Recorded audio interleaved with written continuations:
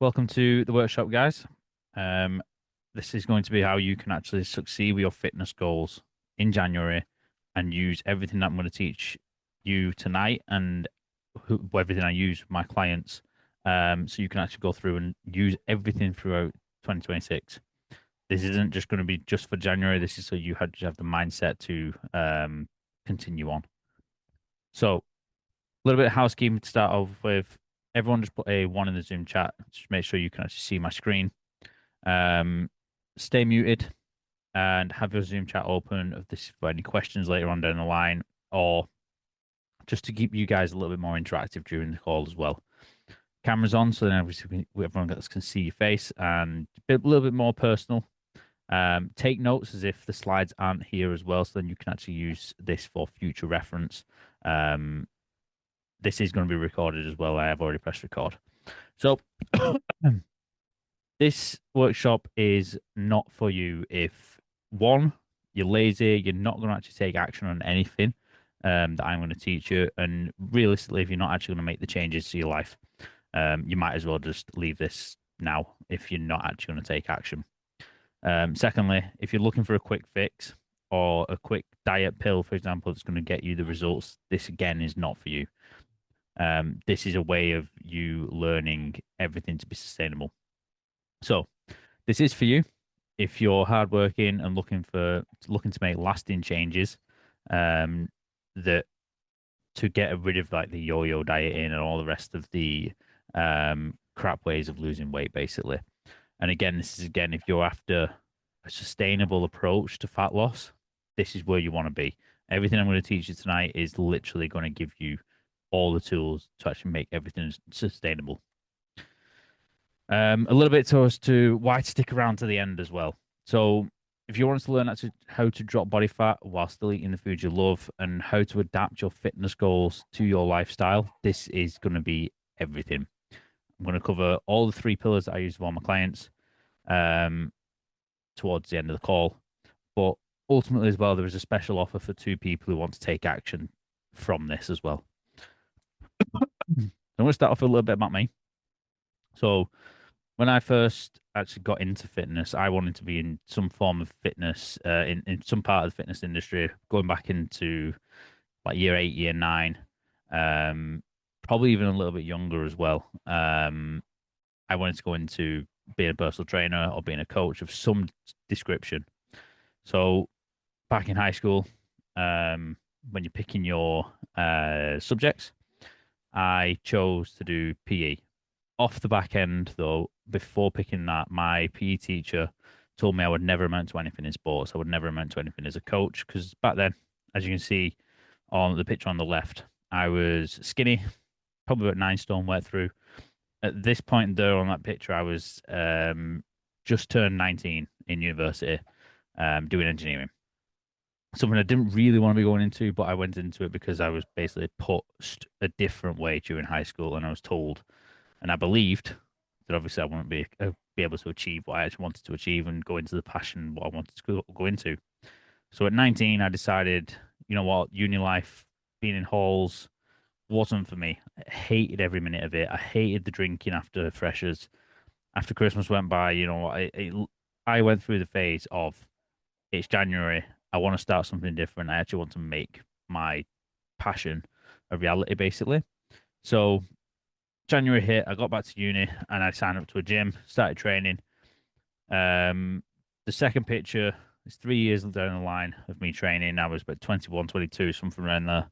And that's what I got to in 3 years. I got to around 10 stone, pretty lean realistically, to what I was actually um able to do. And you can see by the pictures with the phone as well. That's the first picture is an iPhone 5, I think it was, and that's the second one's an iPhone 7 or an iPhone 8, one of the two. So from there on, I'd carried on training. Um, Roughly around 10 years had gone by at this point. And I've currently been training about 13 years myself. I put a lot of time and effort into the research and all of it in terms of obviously money spent as well in educating myself, with my business as well alongside everything. But 10 years had gone by and I got to the point where I was about 85 kg. It's not overly heavy in comparison to what I hear from a lot of people, but for me, I felt sluggish. I felt like I wasn't actually me as a parent. I wasn't me as um, a partner. I wasn't really there mentally. Everything was just rock bottom for me at that point. And that's when, during that, I would been a coach for a year officially, and that was 2021, I believe, 2021, 2022, roughly around that kind of period when I was reaching this. It was just after COVID. So in all this time, I've gone from being single and living like so-called the best the glory days, as you call them as you're younger, um, to now being a dad of four. I'd put on weight, I'd got married, and I'd been a coach for 3 years at this point now. Now, at the end, you can see there on that last picture, I'm 75 kg, average build. I'm not really too lean. I'm not overweight, but I'm happy with where I'm at, and that's where kind of my coaching style comes into play. It's not a case of you trying to get to the leanest you ever want to be. It's a finding a point where you're happy with your body, and you're able to actually live the life that you want to do, and actually be that role model to your kids as well. And that's where my kind of coaching background is now kind of taking a different turn as to where I wanted to take it back in the day. Um, because I originally wanted to be the biggest I ever could be the leanest I ever could be, but as you grow up, you kind of change your goals. So if any of that resonates with you, just know that I'm in this as a way of benefiting parents more than anything.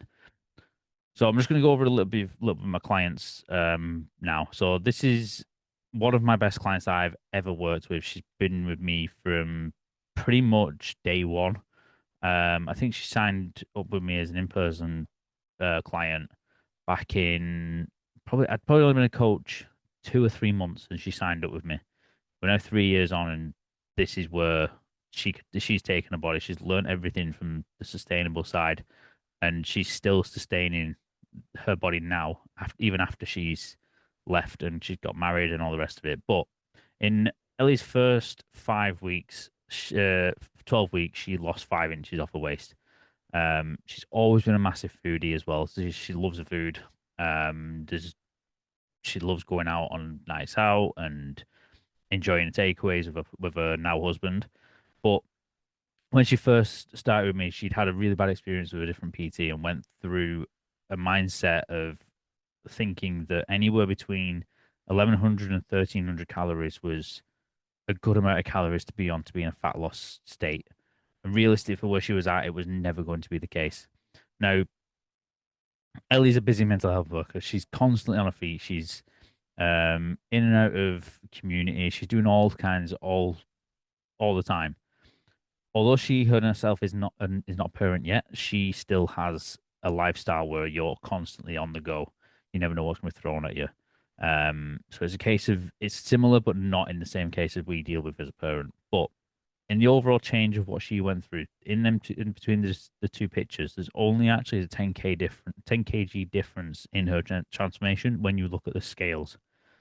But this is how much difference muscle mass can make to your body just by thinking that, not like we're moving away from the weight kind of side of things. I don't know what my volume rocker's doing right now, but it's going up on them. So yeah, she's one of my literally standout clients that I go to. Next one is Brooke. Brooke first came to me just wanting to just be more fit, be a bit more healthy. Not so much in the point of actually building a lot of muscle mass. Now, once he actually started seeing his body change, when he actually changed his training style, he saw his muscles build, he reduced his body fat, and this is where it really changed for him in terms of his goal. His goal now is to just look bigger, look better in a swimsuit or swimming shorts, whatever you want to call it. Um, but he's always been into his fitness. But he always loves his lifestyle more than that in terms of like he'd often go out for meals more than like 2 or 3 times a week. He'd be out in some capacity, whether it be going on holiday as well. He went on holidays like maybe 6 times a year. But he's always had a thing for wine. So in the evening, he would have a bottle of wine, a glass of wine, whatever it be. But he quickly flipped his mindset around the wine as well, in terms of just reducing the amount he had, and it quickly made a difference to his body. So if you are in that category as well, where you feel like that you need to have some form of alcohol in the evening, just know there are ways you can actually still have it, but not as often. But he often said to me that he's now in the best shape of his life from where he previously was. And this is Trudy. Trudy told herself she would never get to where she wants to be when it comes to her body. She's never been a small woman.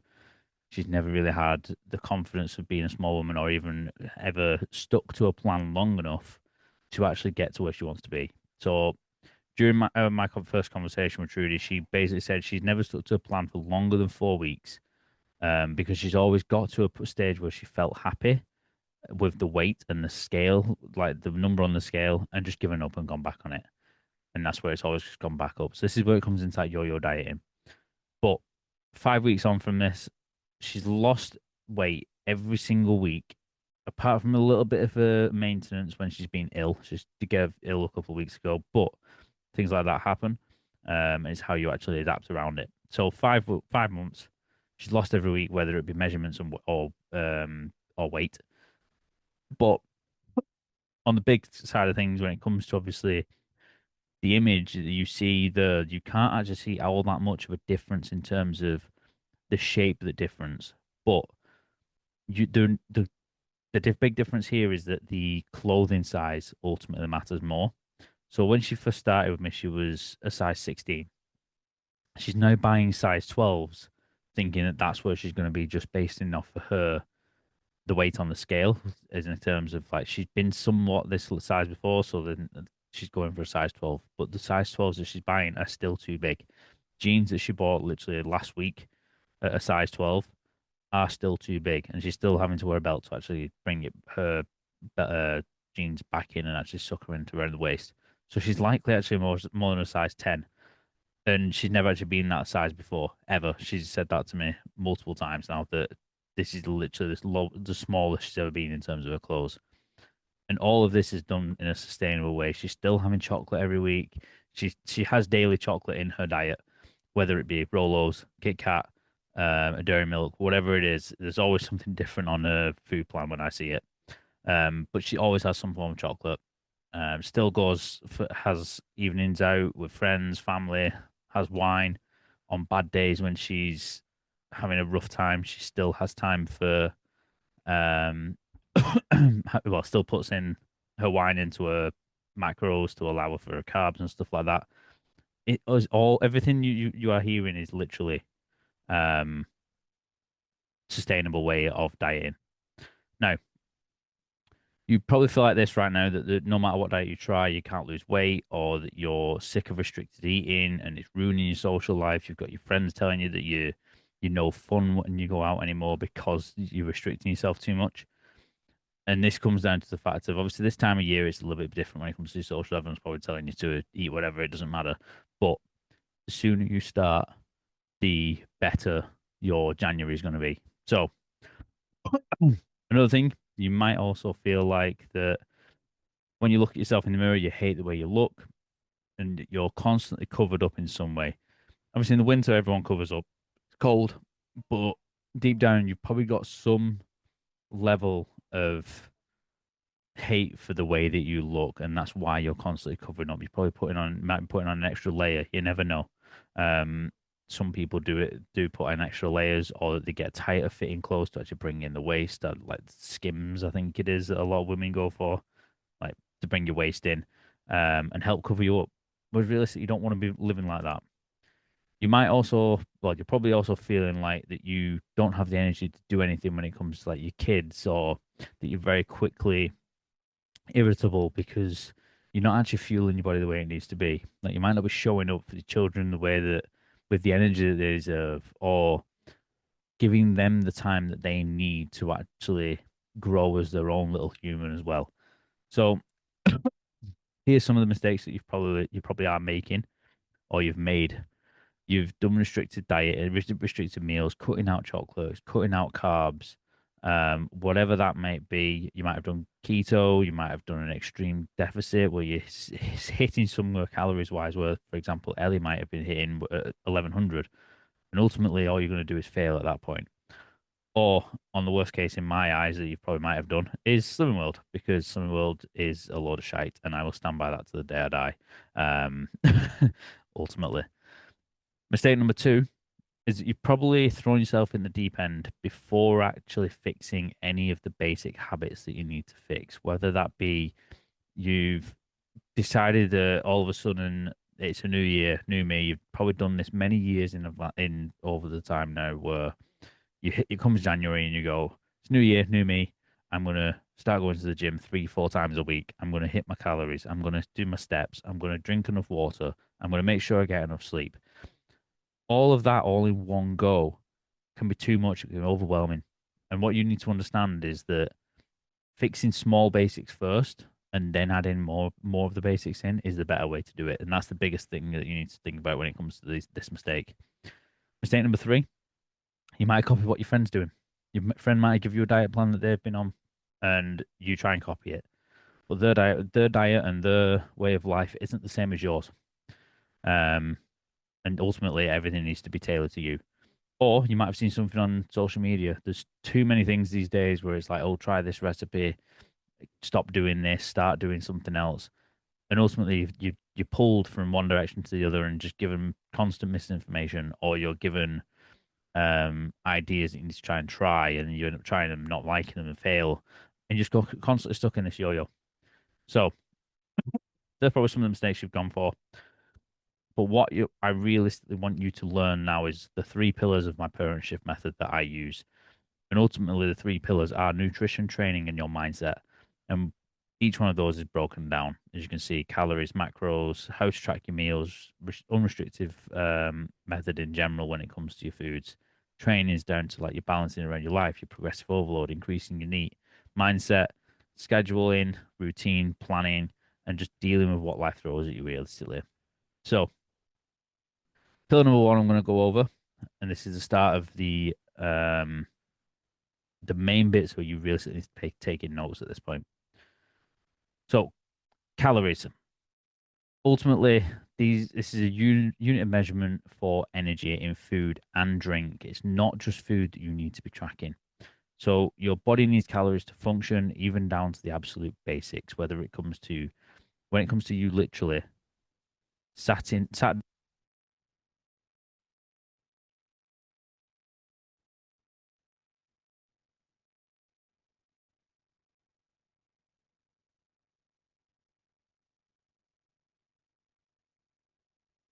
Sorry, my headset just went dead there. So when it comes to you even just sitting down, not doing anything at all, you still need calories to burn.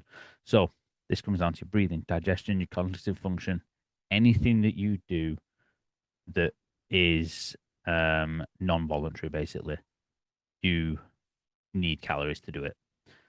So calories amount towards also your weight management. Realistically, there's ultimately, and when it comes down to calories, you've got to understand the amount of calories per gram when it comes to your foods as well.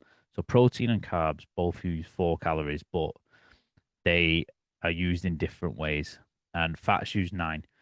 So your fat, so you still need some good sources of fat as well. But I'm just giving you those in the basis of understanding that fats have a higher calorie amount per gram that you end up consuming.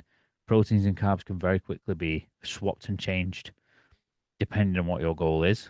You can add in more protein and cut down a little bit on carbs to allow for the same amount of calories. That's what I'm basically trying to say here. Because a lot of people do have carb heavy diets.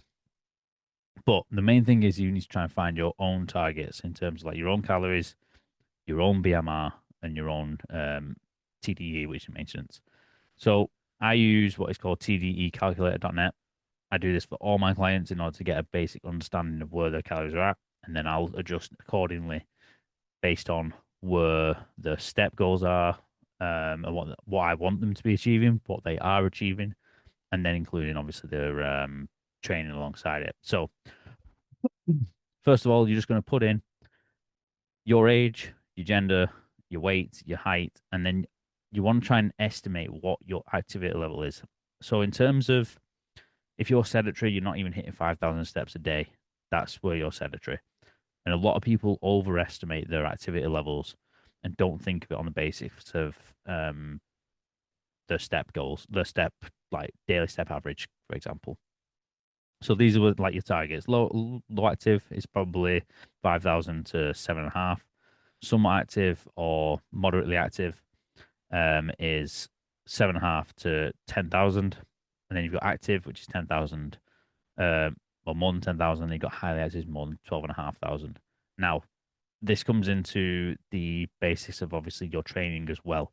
So if you're hitting anywhere between that low active mark of mainly hitting like maybe 7,500, but then you're training 3 to 5 times a week, you're probably in the somewhat active. So this is where you've got to be a little bit mindful of where your activity levels actually are. But if you're just going off your steps to begin with, it's always a good way of doing it. And if you ever hit a plateau, this is where you can change it quite quickly in terms of whether you increase your steps or you lower your steps. It's mainly the way you can actually lose the weight. But one thing I do actually want to add before I change on to for this is the fact of your BMR. So your basal metabolic rate. That is how much your body needs at complete rest. Like I was saying, if you're sat down completely, not doing anything, your body still needs that amount of calories. So when you go into a deficit, you do not want to be going anywhere below your BMR. Or if you do not go in that state for no more than maybe 2 to 3 weeks. You cannot sustain being in that low of a deficit, and it'll start affecting basically all your hormone levels, your energy as a whole. You will basically run yourself into the ground if you go below your BMR. So when it comes to your weight management, your calorie intake is the main thing that does that. So you probably heard a lot of it online. Making sure you're in a calorie deficit. That's how you're going to actually lose weight and lose body fat. Very much true. Just as the same as if your calories are at maintenance, you're going to maintain your weight. Again, if calories are in a surplus, you're going to put on weight.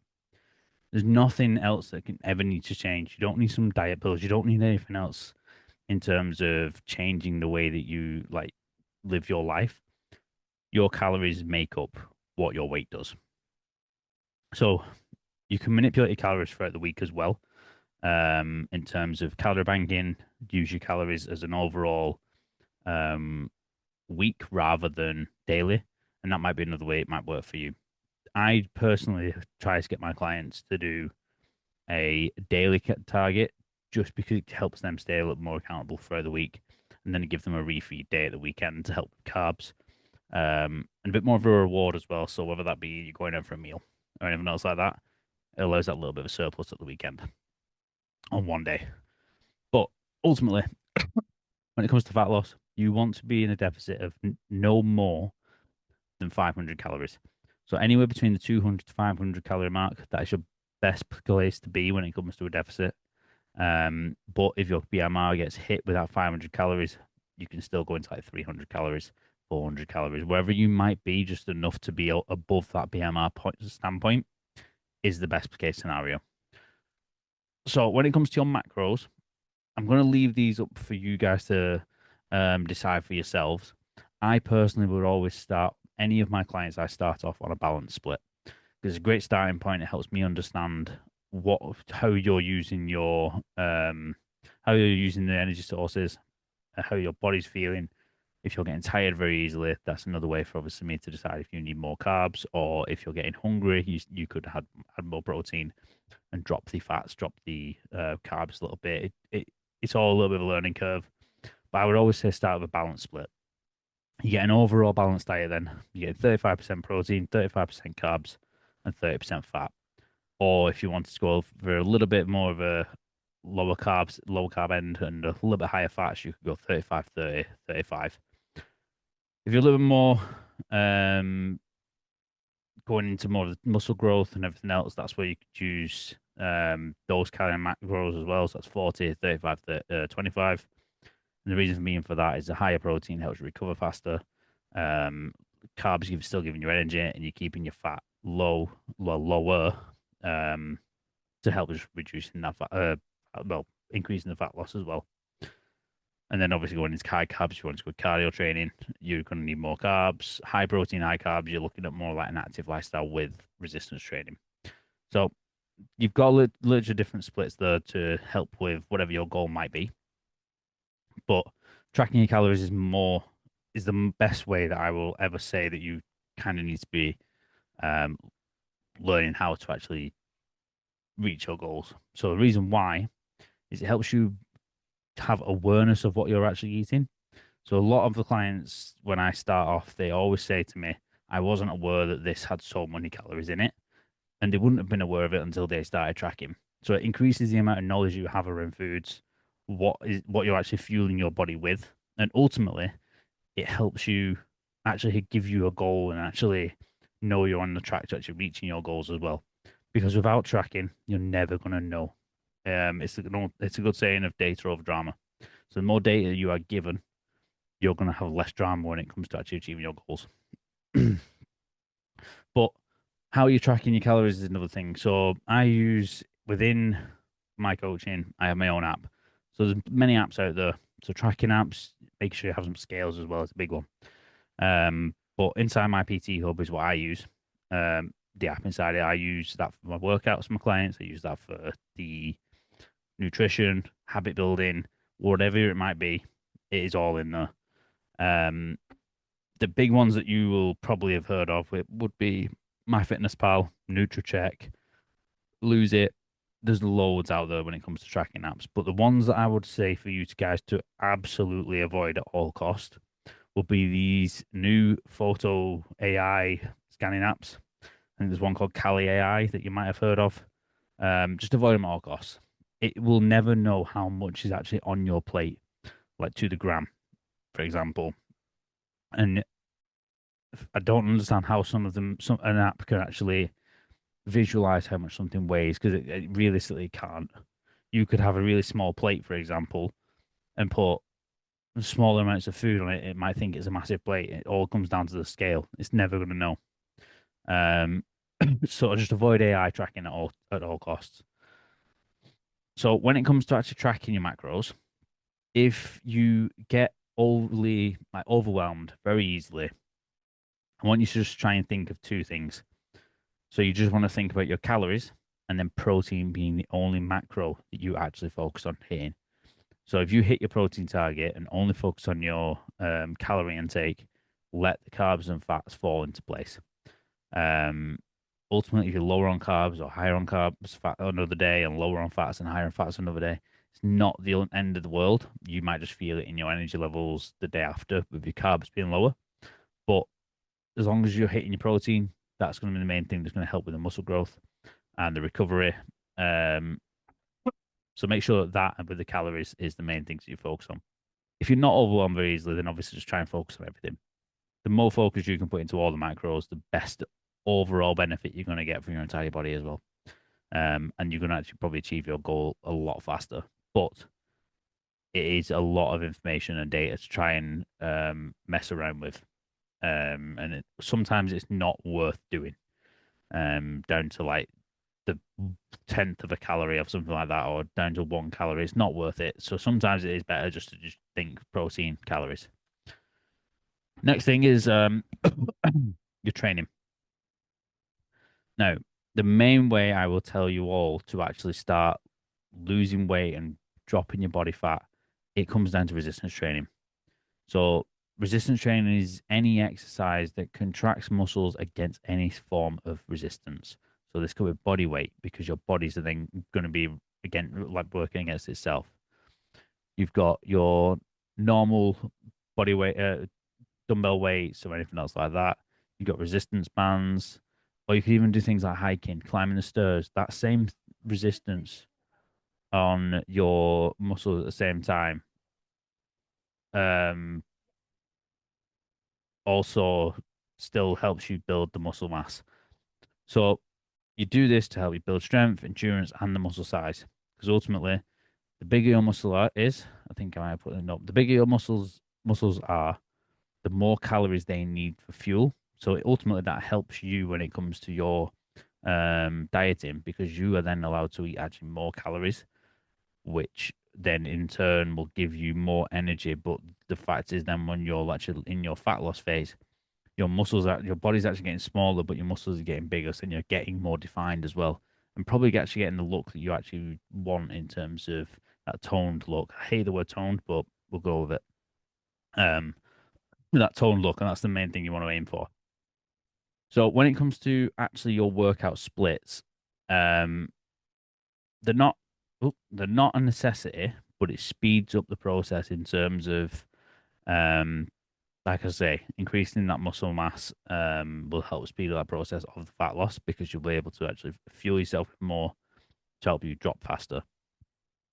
But if you don't have much time and you feel like you don't have time to actually train, whether it be at home or at the gym, daily steps is a minimum. So if you don't feel like that you have enough time to get to a gym, I don't see any excuse why you can't reach 10,000 steps a day.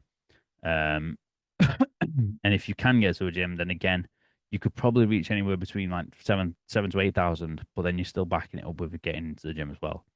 But here are some of the splits that I would recommend. So when it comes to your training splits, I will need you guys to be completely realistic with how many days you actually feel like you can train. If the target isn't realistic, you are not going to stick to it because you're trying to achieve something that's way out your zone. So if you've got 2 days a week that you can spare for training, upper, lower, or two full body days are completely fine. 3 days a week, you can go push pull legs or upper, lower, full body. Again, it hits all the muscle groups. 4 days, you got 2 days of upper and 2 days of lower, or push pull legs full body. 5 days, you've got push pull legs upper, lower, or two upper, two lower with full body. 6 days a week, you've got two lots of push pull legs or three lots of upper and lower. Whichever split and whichever days you would actually feel like you get the most benefit from or feel like you enjoy the most, kind of like the style of training, go with it. No matter what it might be in terms of the training side of things, as long as you're doing the movements and enjoying what you're actually doing in the process around it, that's the main thing. It's not about um, you doing everything to perfection, apart from obviously making sure your form's good. Doing something is better than doing nothing ultimately, but make sure everything you do with training splits it's achievable and not unrealistic.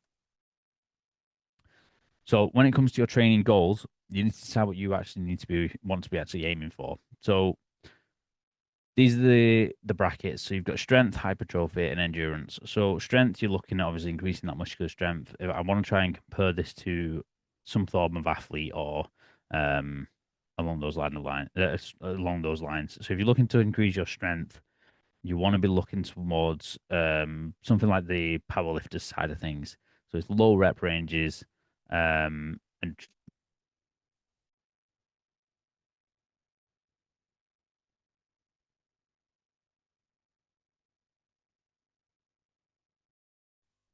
no sound going on.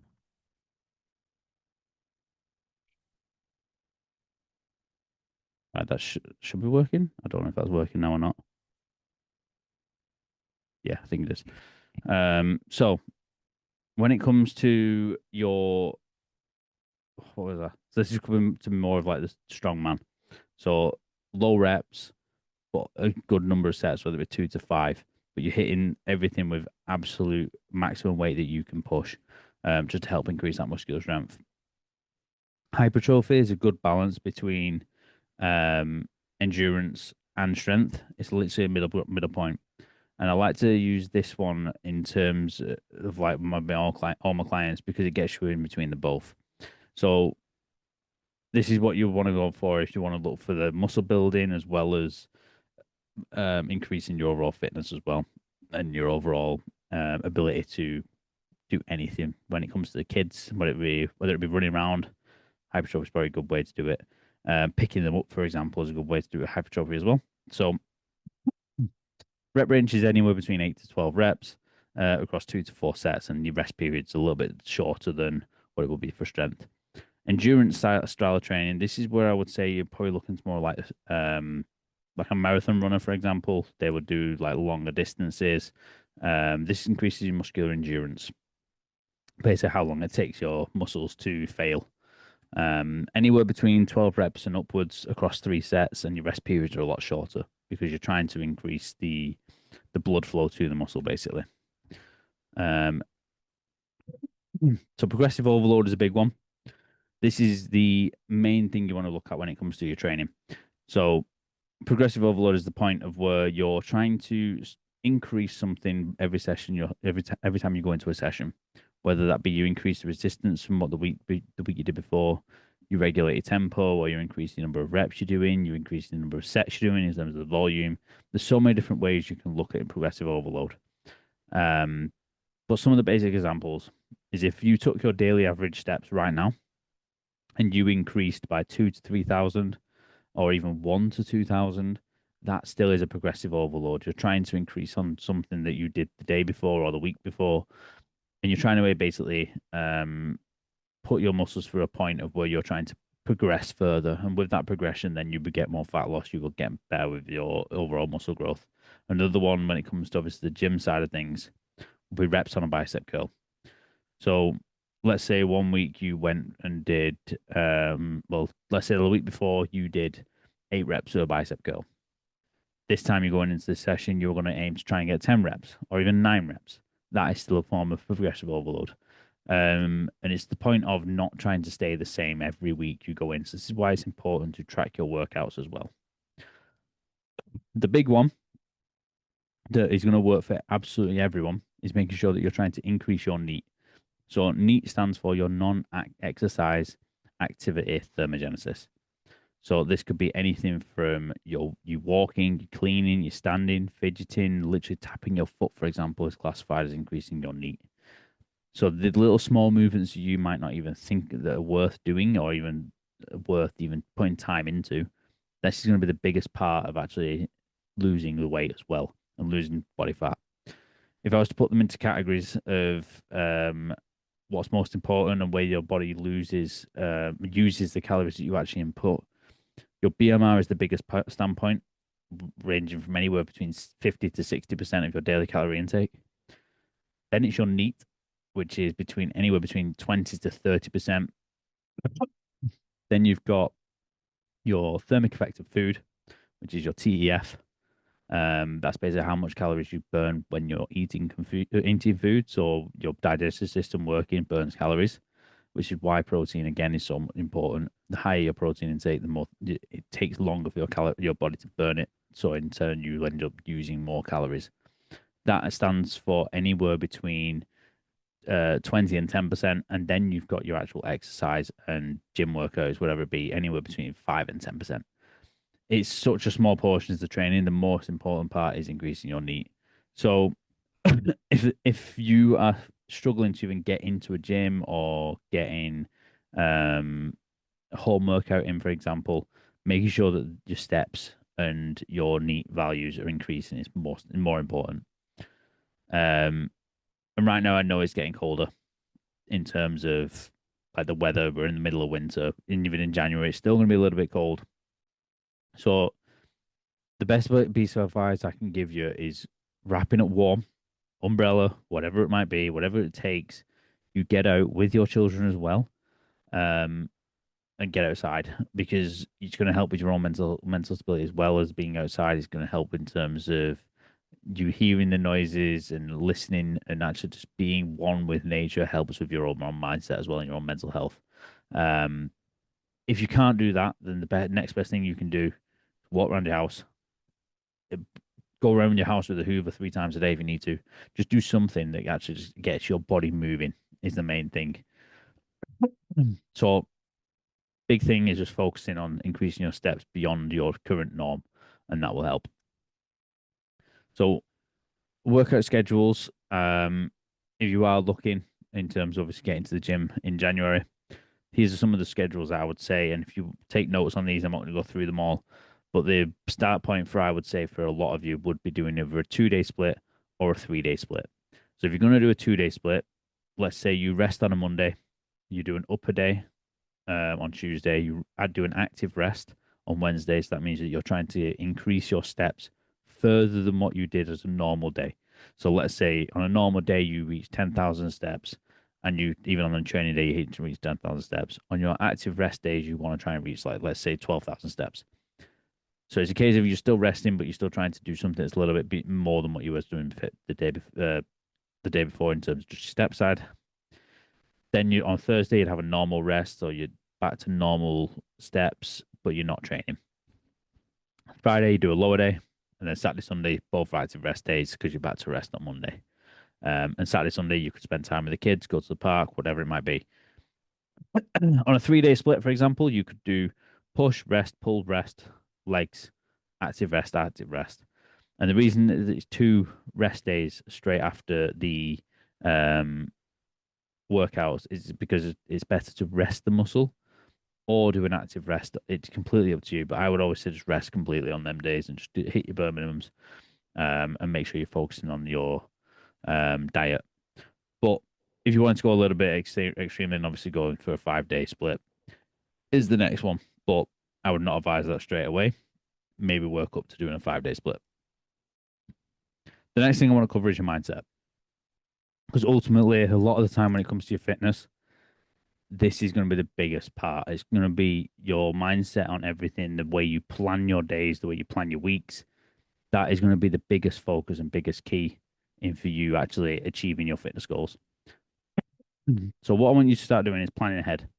So day-to-day planning, you use your phone calendar, put everything into your calendar, what you would do in a week, and set your non-negotiables, whether that be that you're at work, set your food, like when you're actually going to eat in the, if your kids have got clubs, put those in. If you've got appointments or meetings, whatever it might be, put everything that you do in your day in your phone calendar. And then from there, you want to be realistic with the time tasks take as well. But then from there, you want to find the gaps in your day. So make time to eat, make time to get steps in, make time to get a workout in. Even if it's just a case of your workout only takes 15 minutes in an evening because that's all you've got, it's still something. Make some small sacrifices when needed too. So sacrifices are going to have to be made in order for you actually to achieve your goal. Like you can't sit there and watch Netflix in an evening for 3 hours, for example, because you want to binge watch a new series that's just come out, or if you sat there doom scrolling on your phone and using that minutes or even potentially hours if you're on TikTok, whatever.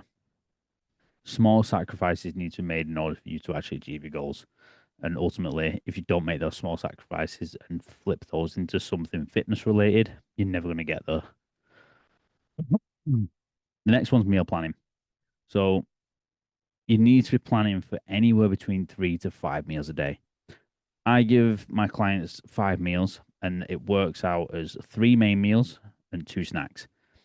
So the reason for doing this is if you think of the way that a school structures the children's meals, like for example, I've said this recently in an Instagram reel I did, but for example, if you send your kids to school with breakfast, they then have a morning snack, whether that be toast or fruit or milk, whatever it might be.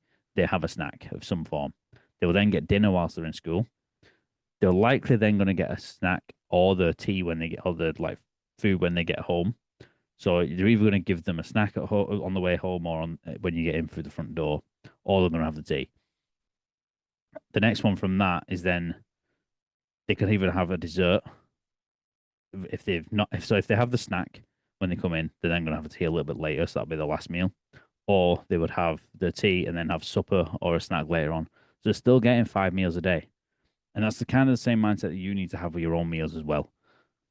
And as long as you're leaving anywhere between 3 to 4 hours between meals, this allows for obviously the proteins to be broken down a little bit as well. So you want to aim for anywhere between 20 to 30 grams of protein per meal. And then with that, that allows you to, one, feel full again, and two, make sure you're actually hitting your protein target. And one thing I would always advise as well is make sure you're meal prepping at least twice a week.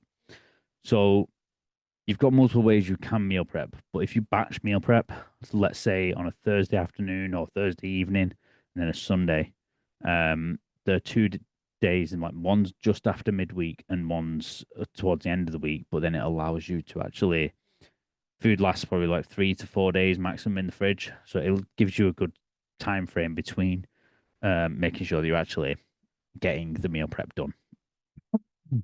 Or what you could also do is plan your meals the night before and make sure that they are prepped and ready to go. So let's say, for example, you've planned everything in terms of like putting it all in your MyFitnessPal or putting it in your tracking app, and you go ahead and prep everything on that night, ready for the day before. So it's already good to go. All you need to do is pick up a bag and it's done. That's the other way you can do it. Takes a little bit more time, a little bit more effort doing it that way than doing the meal prep and um for twice a week. But if that works better for you and want fresh meals, that's the way you're gonna have to go around it.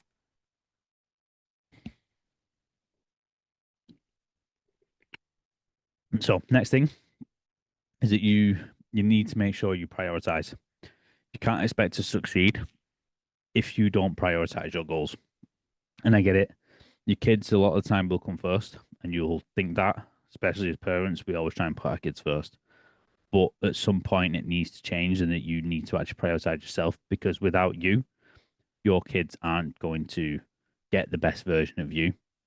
And ultimately, then they're not actually seeing um, you and how they can succeed in the future, being the best that you can actually be.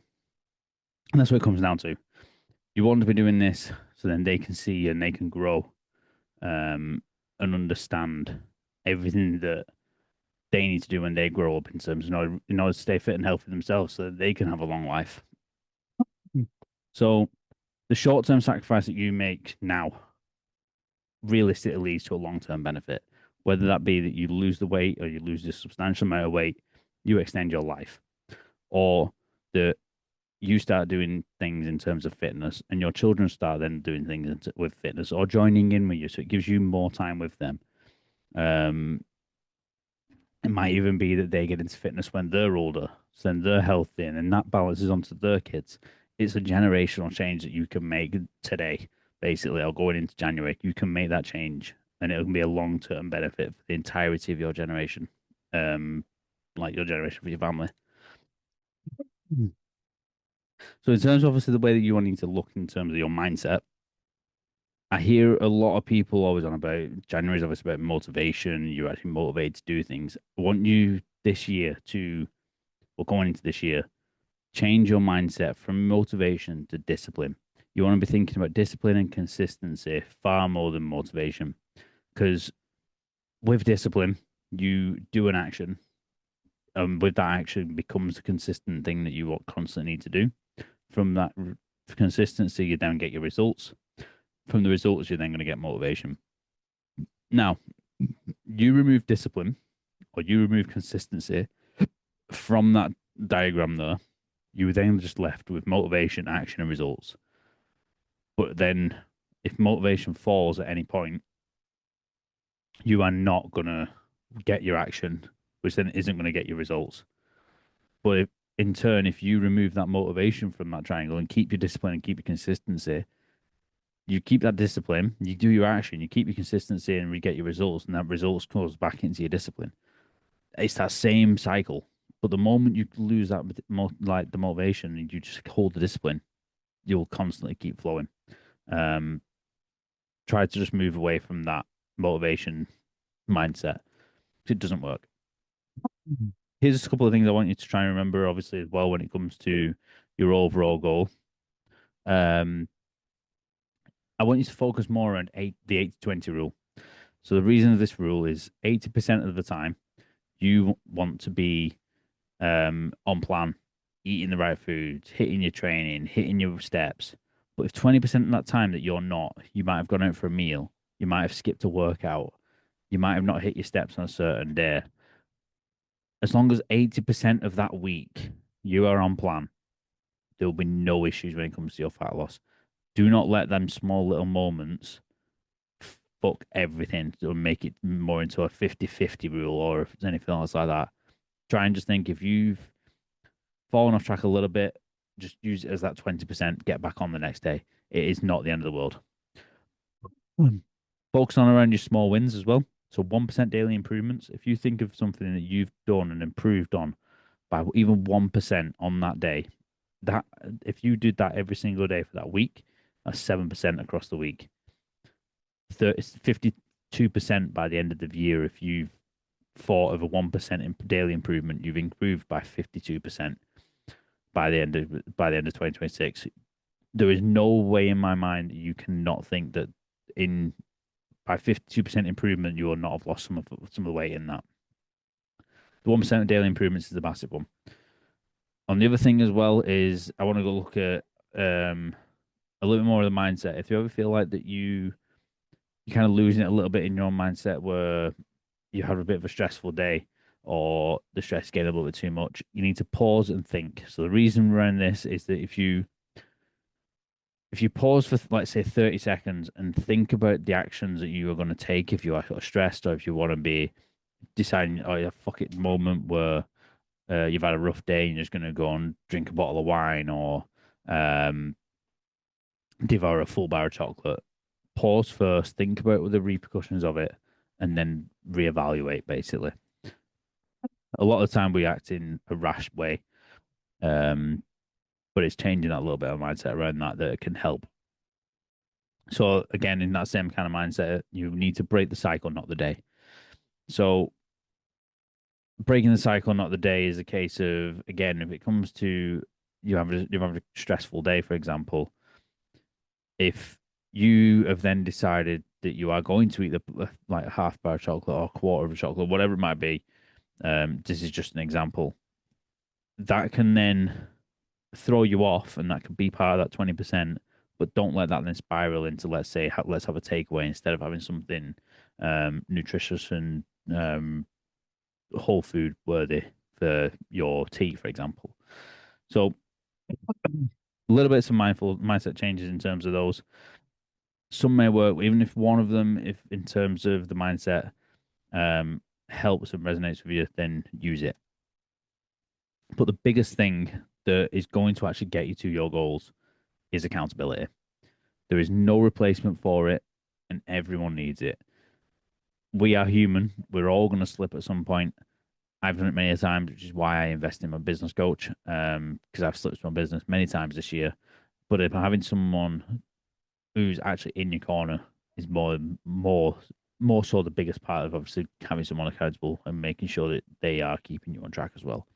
So if you ever get to a point where you have no motivation and no discipline, you're not going to get your results. But being held accountable when them things do come into play, and you knowing someone having over your shoulders being like, right, this hasn't happened, let's fix it. You are going to start getting results because they're over there and they're in your corner, ready to actually support you. So being held accountable is what truly matters when it comes to your fitness goals, um, especially what's realistic making that big change this year. So in terms of obviously the support side of things, like I've already said, with accountability, you're always going to have that support. You're always going to have someone the step by step, making sure that you're actually achieving what you've set out to achieve. The backing on your corner and ready to actually make sure that you actually um, get to where you actually truly want to be. So at this point, this is coming towards the end of the workshop right now. You have three options. You can either take everything that I've said in this workshop, do a little bit of mental masturbation on it, and do absolutely fuck all with the information. And ultimately, that's the worst case scenario. The second option is you can go away, you can use your notes, use this workshop, try it on your own, give it a good shot, and see how far you get. Which ideally is one way that I would like you to do. Or your option number three is the big one is the fact that I've got my early bird offer inside my coaching program for my January intake. And not just in terms of the fact that you getting onboarded onto my coaching, I'm also offering three bonuses going into January. So bonus one is 4 weeks of one-to-one Zoom calls for the first 4 weeks in January. So that's going to be an hour call every week, whatever time fits yourself, to maximize your knowledge, maximize where you're struggling in terms of your fitness goal and whatever has happened in that week. So it's very going to be a little bit of taking your check-in and expanding on it massively, and really deep diving. And that's 4 weeks. So it's for the first month. Next one is you'll get my full library of PDF guides. Um, I've got countless guides, too many I can count on, to actually help you in terms of having something physical that you could actually either print off or having on your phone, um, just to give you a little bit of a understanding in terms of the ways that I coach people, as well as also giving you a little bit of information that you might need at hand at any point, that you can just look at.